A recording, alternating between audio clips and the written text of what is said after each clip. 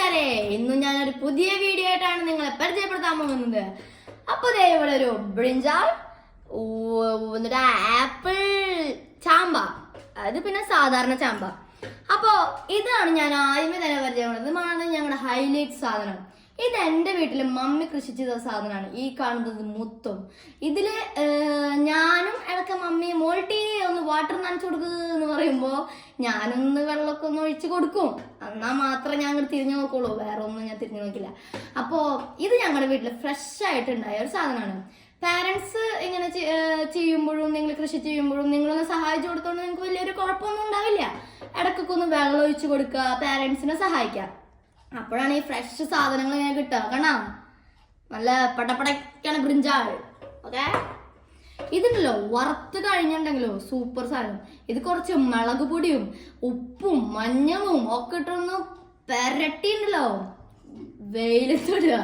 എനിക്ക് ചിരി വരെ കഴിച്ച് ഞാൻ പറയുമ്പോ ഒക്കെ അതൊരു ഫ്രൈ പാനിലിട്ടിട്ട് അത് വറക്കുക, മീൻ വറക്കണ പോലെ ഒന്ന് വറക്കുക, കഴിക്കലുണ്ട്. ഒന്നും പറയാലോ പിന്നെ. ഓക്കെ, ഇതാണ് ഇതിന്റെ കഥകൾ കേട്ടോ. എനിക്ക് ചിരി വരുന്നുണ്ട്, അതാണ്.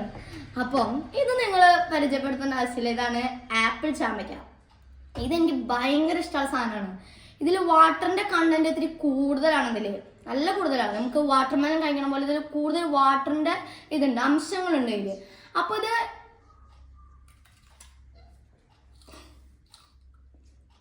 ഉപ്പതാണ്. എനിക്ക് ഈ ചാമ്പയ്ക്ക് ഭയങ്കര ഇഷ്ടമാണ്.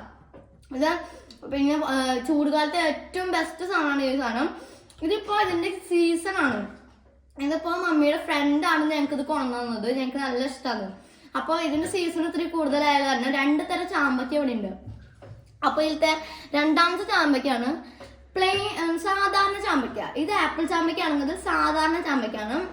സൂപ്പർ. ഇത് രണ്ടേക്ക് ഭയങ്കര ഇഷ്ടമാണ്. ഇതിനല്ലോ ഇത് കട്ട് ചെയ്യാം, കഴുകുക, കട്ട് ചെയ്യുക, അങ്ങനെ കട്ട് ചെയ്യാം.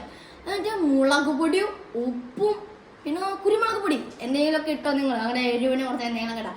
വെളിച്ചെണ്ണ വെക്കുക. ഞാൻ കഴിച്ചു കാണിച്ചാൽ അയ്യോ ഇതേ സാധനം.